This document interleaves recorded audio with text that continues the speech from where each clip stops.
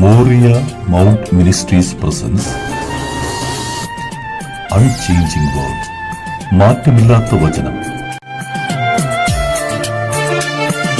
പരിശുദ്ധാത്മാവിൻ ശക്തിയാലെ ഇന്ന് നിറയ്ക്കണേ നാഥാ, ശക്തരായി തീരാൻ. പരിശുദ്ധാത്മാവിൻ ശക്തിയാലെ ഇന്ന് നിറയ്ക്കണേ നാഥാ, ശക്തരായി തീരാൻ. ആത്മസന്തോഷം കൊണ്ടു നിറയ്ക്കണേ പ്രിയനെ, ആത്മചൈതന്യം എന്നിൽ പകരുക പരനെ. ജയത്തോടെ ജീവിതം ധരയിൽ ഞാൻ ചെയ്യുവാൻ, ജയത്തോടെ ജീവിതം ധരയിൽ ഞാൻ ചെയ്യുവാൻ. പരിശുദ്ധാത്മാവിൻ ശക്തിയാലെ ഇന്ന് നിറയ്ക്കണേ നാഥാ, ശക്തരായി തീരാൻ. കർത്താവിൻ്റെ അതിപരിശുദ്ധ നാമം മഹത്വപ്പെടുമാറാകട്ടെ.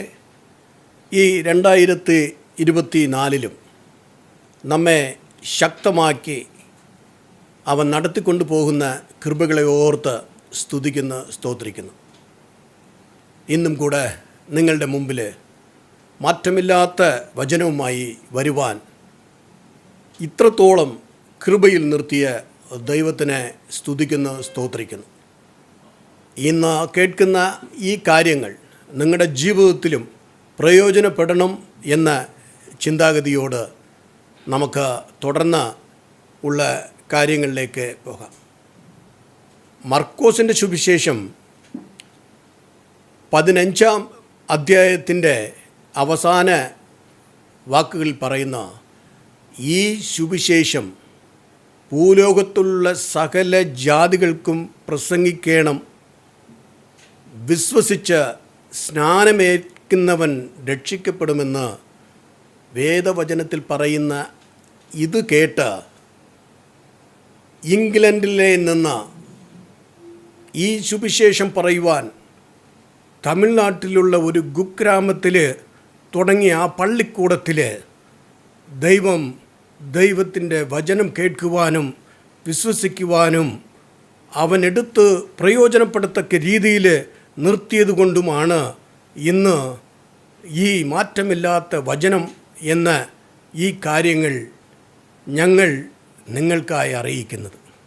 അന്ന് എന്ത് കേട്ടുവോ അത് നിങ്ങൾക്ക് പറയുമ്പോൾ, ദൈവം നിങ്ങളെയും അനുഗ്രഹിക്കുമ്പോൾ നിങ്ങളും മറ്റുള്ളവർക്ക് ഈ വചനം പറയണം എന്ന ആ ഒരു ചിന്താഗതിയിലാണ് ഞങ്ങൾ ഈ കാര്യങ്ങളെല്ലാം തന്നെ അവതരിപ്പിക്കുന്നത്. അത് തീർച്ചയായിട്ടും നിങ്ങൾക്കും നിങ്ങളുടെ കുടുംബത്തിനും അനുഗ്രഹമായി തീരുമെന്ന് ഞങ്ങൾ പരിപൂർണമായി വിശ്വസിക്കുന്ന നമ്മുടെ കർത്താവ് സർവശക്തനാണ്. ഇന്നത്തെ ദൈവവചന ചിന്തയിലേക്ക് നാം സന്തോഷത്തോടു കൂടി തുടരാം. റോമർക്കെഴുതിയ ലേഖനം 12-ാം അധ്യായം 12-ാം വചനം നമുക്കൊന്ന് വായിച്ചു കേൾക്കാം. ആശയിൽ സന്തോഷിപ്പിൻ, കഷ്ടതയിൽ സഹിഷ്ണുത കാണിപ്പിൻ, പ്രാർത്ഥനയിൽ ഉറ്റിരിപ്പിൻ. ആശയിൽ സന്തോഷിപ്പിൻ, കഷ്ടതയിൽ നാം സഹിഷ്ണുതരായിരിക്കണം, പ്രാർത്ഥനയിൽ ഉറ്റിരിക്കണം.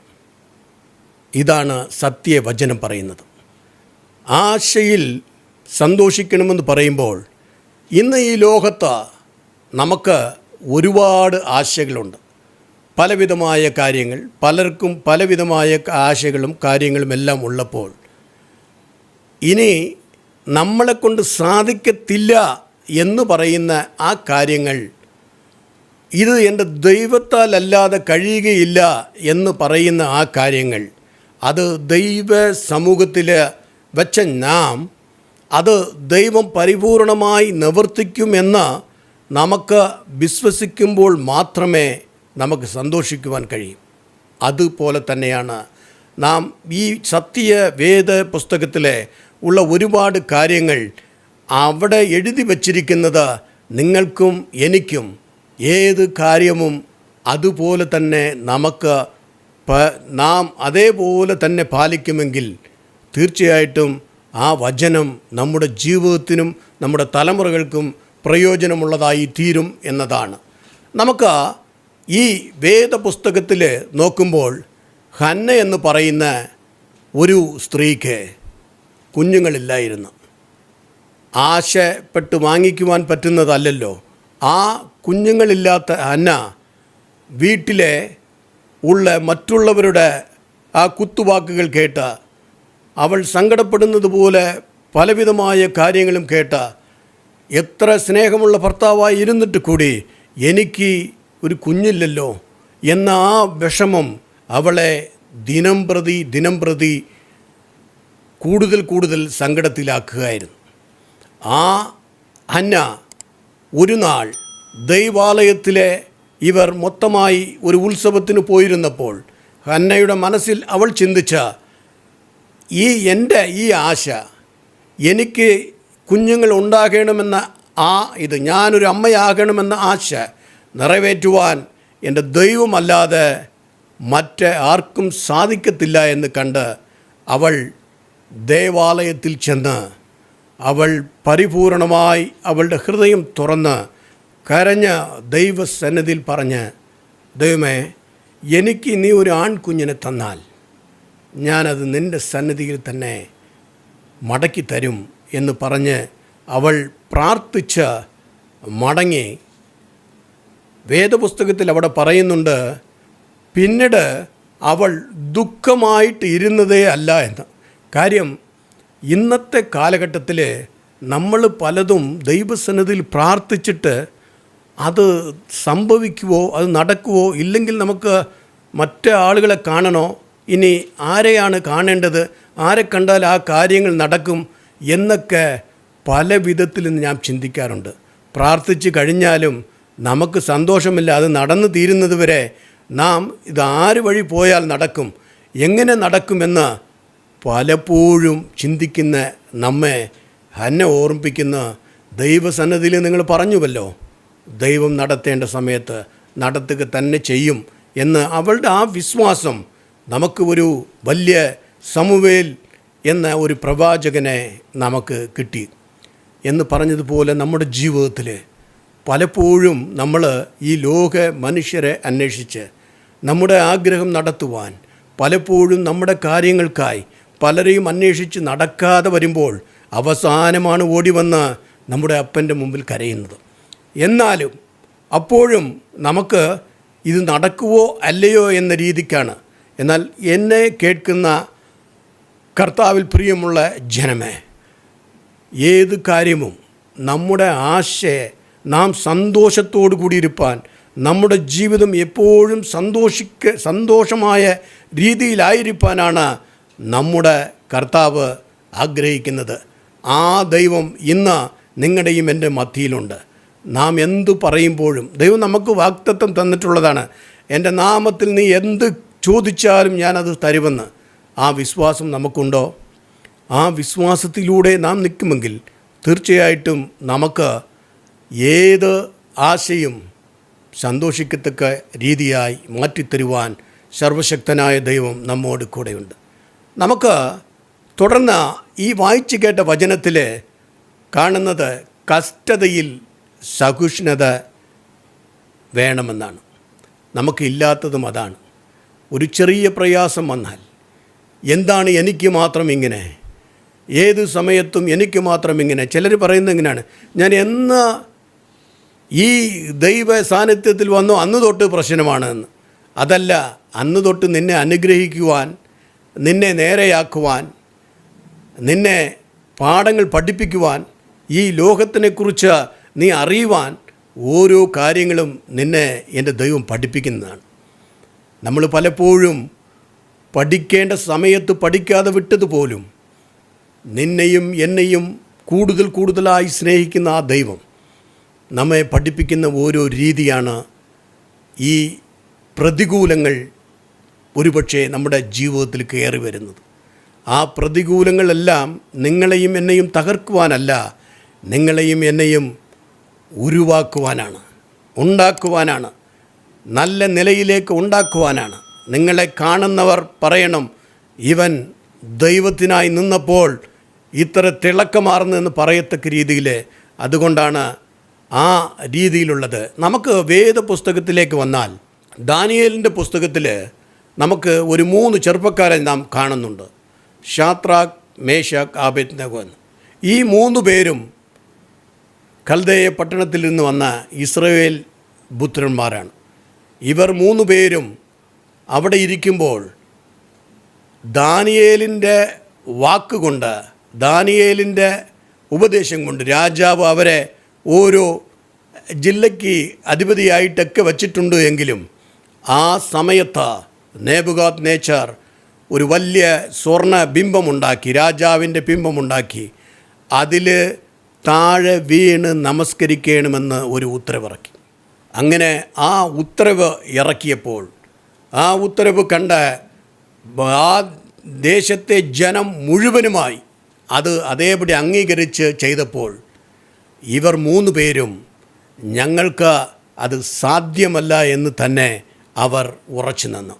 ഇത് രാജസമൂഹത്തിൽ ഈ കാര്യങ്ങൾ അറിയിക്കപ്പെട്ട് രാജാവ്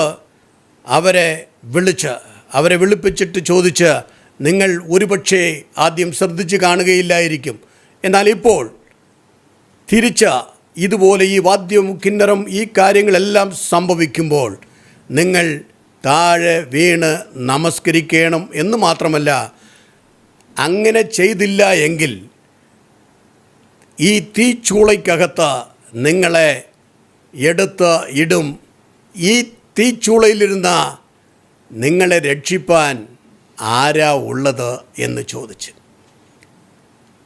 നമുക്ക് ദാനിയേലിൻ്റെ പുസ്തകം 3-ാം അധ്യായം 17-18 വചനങ്ങൾ വായിക്കുമ്പോൾ അതിൽ പറഞ്ഞിരിക്കുന്നത്, രാജാവേ, നീ ചോദിച്ച ചോദ്യത്തിന് ഞങ്ങൾ ഉത്തരം പറയേണ്ടതില്ല.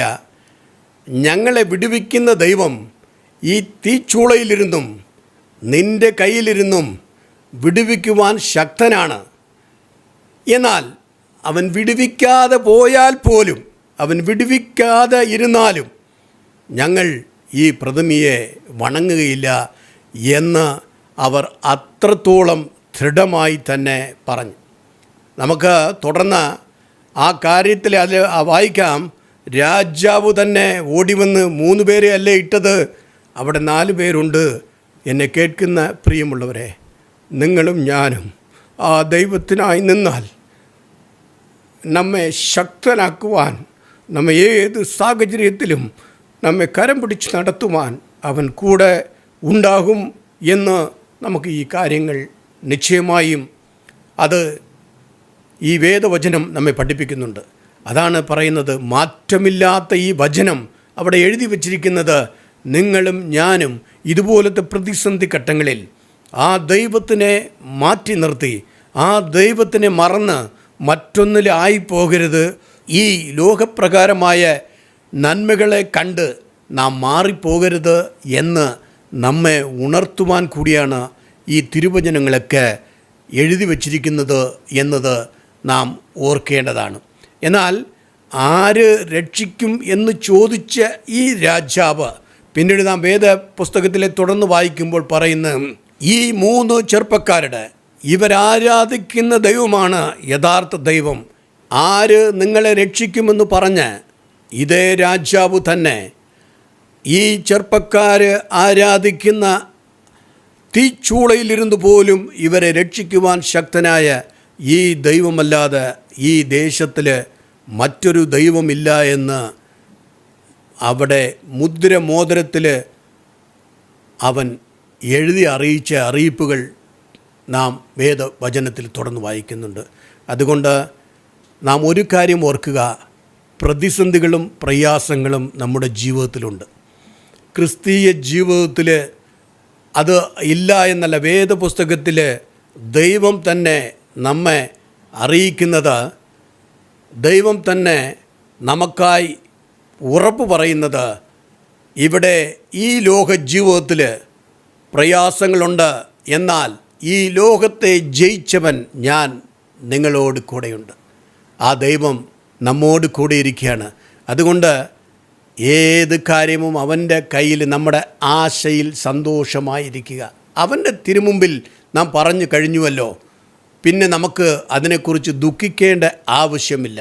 അതുപോലെ തന്നെ നമുക്ക് പ്രതിസന്ധികളും പ്രശ്നങ്ങളും എന്തെല്ലാം കാര്യങ്ങൾ വരുമ്പോഴും ഏത് തീച്ചുളയിൽ കൂടി നടക്കുമ്പോഴും നമ്മെ കാത്ത് രക്ഷിക്കുവാൻ സർവശക്തനായി അവൻ ഉണ്ട് എന്ന ആ വിചാരം നിങ്ങൾക്കും എനിക്കും ഉണ്ടെങ്കിൽ അവൻ നമ്മെ കരം പിടിച്ച് നടത്തുവാൻ ശക്തനാണ്. അതുകൊണ്ടാണ് വേദപുസ്തകം പറയുന്ന കഷ്ടതയിൽ സഹിഷ്ണുരായിരിക്കുക. നിങ്ങളെ കാപ്പാൻ ഒരുത്തനുണ്ടല്ലോ. അങ്ങനെ ഇരിക്കുമ്പോൾ നിങ്ങൾ അതിനെക്കുറിച്ച് വേവലാതിപ്പെടേണ്ട. അടുത്തതായി ഞാൻ നോക്കുന്നത് പ്രാർത്ഥനയിൽ ഉറ്റിരിക്കുക.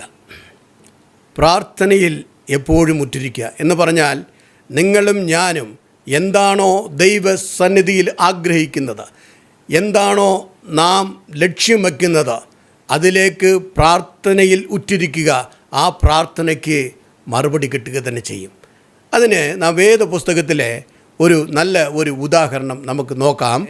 എലിശ എന്ന ആ പ്രവാചകൻ ദൈവസന്നിധിയിലേക്ക് പരിശുദ്ധാത്മാവിനാൽ എടുക്കപ്പെടുന്ന ആ എടുക്കപ്പെടുന്ന നാളുകളായപ്പോൾ അന്ന് രാവിലെ അവിടെ ഇരുന്ന് അവർ ഗിൽഗാലിലാണ് അന്നുള്ളത്.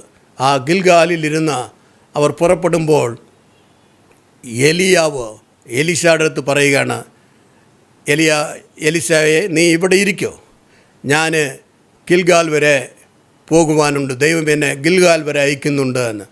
അപ്പോൾ എലിശ പറയുകയാണ്, ദൈവത്താണ്, നിൻ്റെ ജീവനാണ്, ഞാൻ നിൻ്റെ കൂടെയല്ലാതെ മറ്റൊരിടത്തേക്കും പോകത്തില്ല. അങ്ങനെ അവർ അവിടെ ഗിൽഗാലിലിരുന്ന് ബത്തേലിലേക്ക് ചെന്നു. ആ ബത്തേലിലേക്ക് എത്തിയപ്പോൾ അവിടുത്തെ പ്രവാചകന്മാരുടെ ശിഷ്യന്മാരെല്ലാവരും തന്നെ എലിശ അവിടെ അടുത്ത് പറയുകയാണ്, ഇന്ന് നിൻ്റെ ഗുരുവിനെ ദൈവം എടുക്കുന്നുണ്ട് നിനക്കറിയാമോ, നിന്നെ വിട്ട് ഇന്ന് പോകുന്നുണ്ട് നിനക്കറിയാമോ എന്ന് ചോദിച്ച്, ഇനി നിനക്ക് അങ്ങനെ ഒരാളില്ലല്ലോ എന്ന് ആ രീതിയിലേക്ക് ഇങ്ങനെ പറഞ്ഞപ്പോൾ അവൻ പറഞ്ഞു, എല്ലാം അറിയാം, നിങ്ങൾ മിണ്ടാതിരിക്കുക എന്ന് പറഞ്ഞ് അവൻ ഏലിയാവിൻ്റെ കൂടെ തന്നെ നിൽക്കുകയാണ്. ആ ഗിൽഗാലിലിരുന്ന ആ ബത്തേലിന് വന്ന് ബത്തേലിലിരുന്ന പുറപ്പെടുമ്പോൾ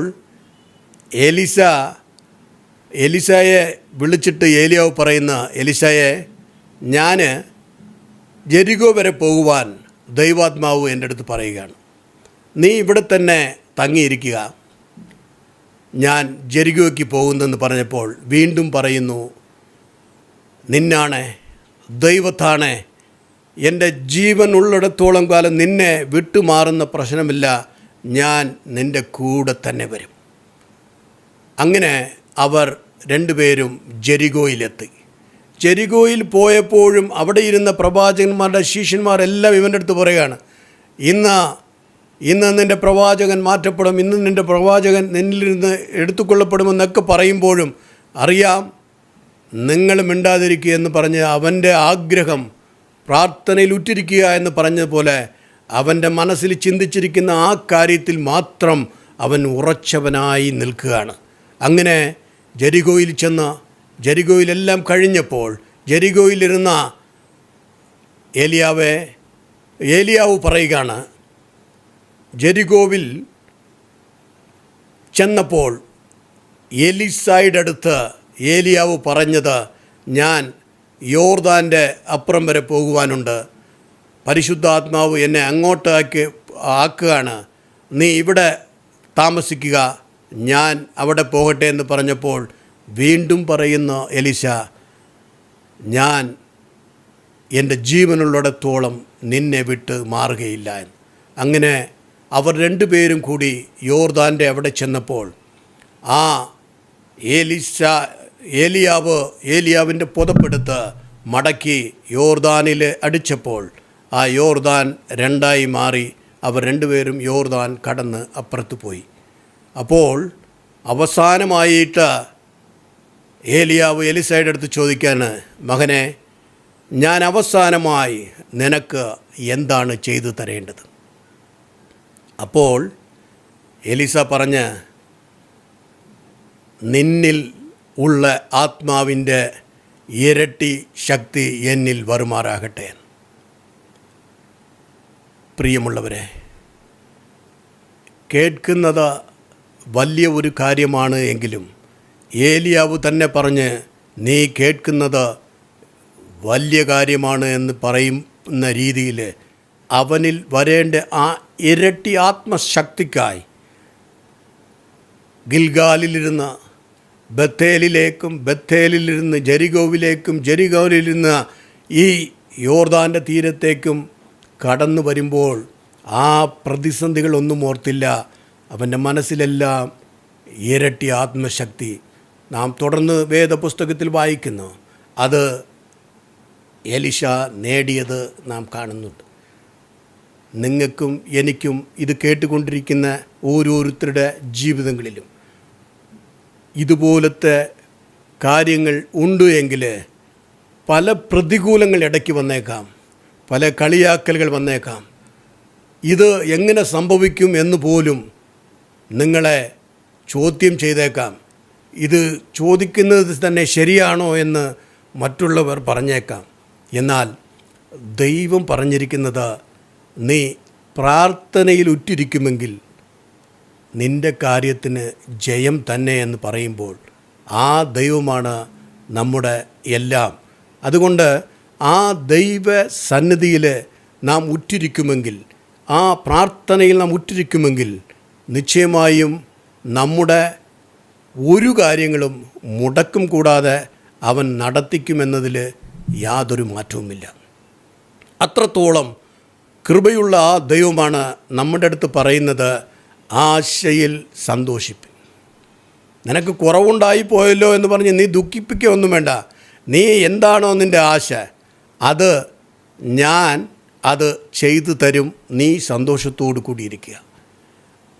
ഏത് പ്രയാസമായിക്കോട്ടെ, നിൻ്റെ പ്രയാസങ്ങളിൽ നീ സഹിഷ്ണുതയോട് കൂടിയിരിക്കുമെങ്കിൽ ഞാൻ അത് ആ പ്രയാസങ്ങളെ മാറ്റുവാൻ ശക്തനാണ്.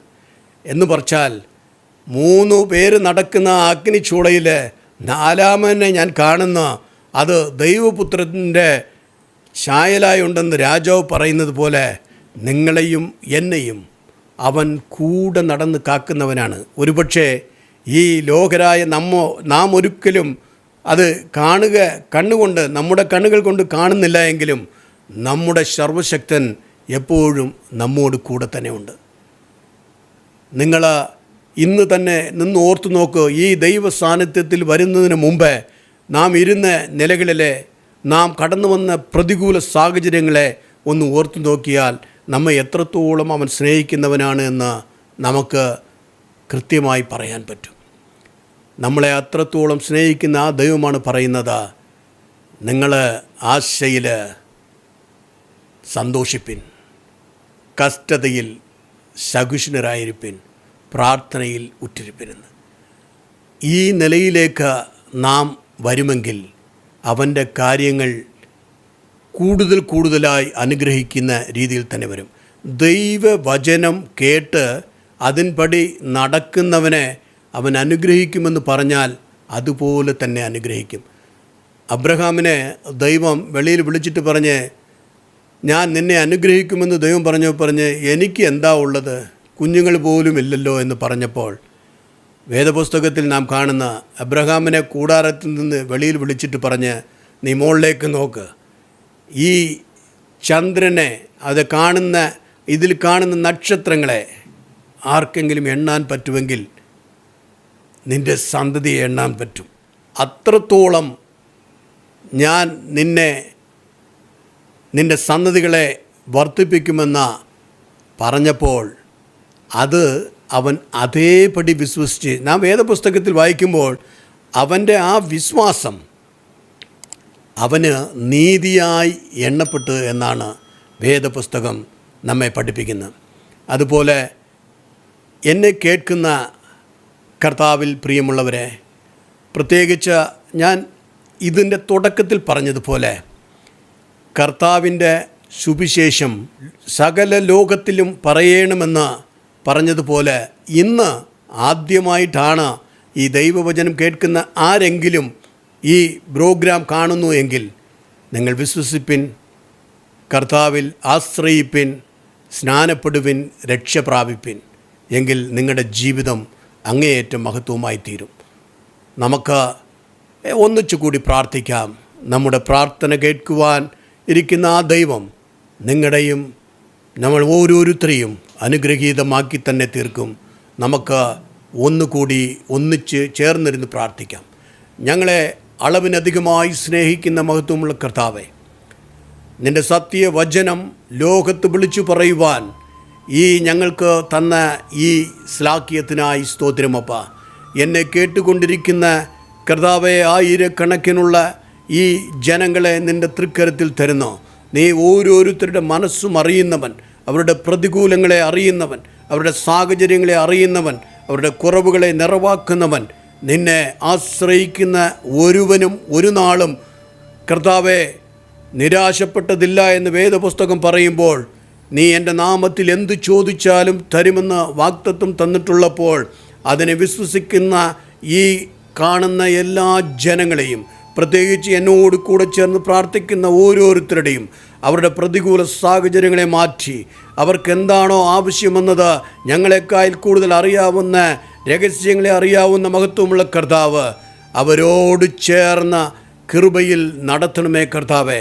അവരുടെ കുറവുകളെ മാറ്റി നിറവാക്കണം.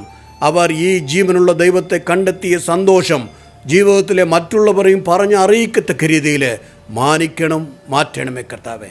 തുതിയും ഘനവും സ്തോത്രവും രാജാ അങ്ങേക്ക് അർപ്പിക്കുന്ന യേശുവിൻ തന്നെ നാമത്തിൽ പ്രാർത്ഥന കേൾക്കണമേ പൊന്നുനാഥ. ആമേൻ, ആമേൻ, ആമേൻ. ഇനി ഒരു വിഷയവുമായി നമ്മൾ തമ്മിൽ കാണുന്നതുവരെയും പരിശുദ്ധാത്മാവ് നമ്മെ നയിക്കട്ടെ, നടത്തട്ടെ. ആമേൻ.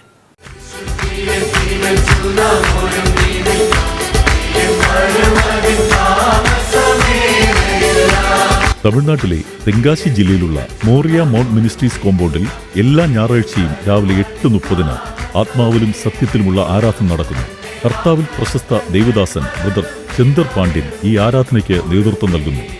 നിങ്ങളുടെ എല്ലാ പ്രശ്നങ്ങളിലിരുന്നും മാറ്റി നിർത്തുവാൻ നിങ്ങളെ കരുതുന്നവനും കാക്കുന്നവനുമായി അവൻ കൂടെയിരിക്കുമെന്ന് വാക്കുതത്തം തന്നിട്ടുള്ളവനാണ്. ഈ പരിസരത്തുള്ള നിങ്ങളുടെ ബന്ധുക്കളോടും സുഹൃത്തുക്കളോടും ഈ സന്തോഷം പങ്കിടുമല്ലോ. വരിക, നമുക്കൊരുമിച്ച് ദൈവത്തെ ആരാധിക്കാം. കൂടുതൽ വിവരങ്ങൾക്ക് ദയവായി ബന്ധപ്പെട്ടാലും 8508789010.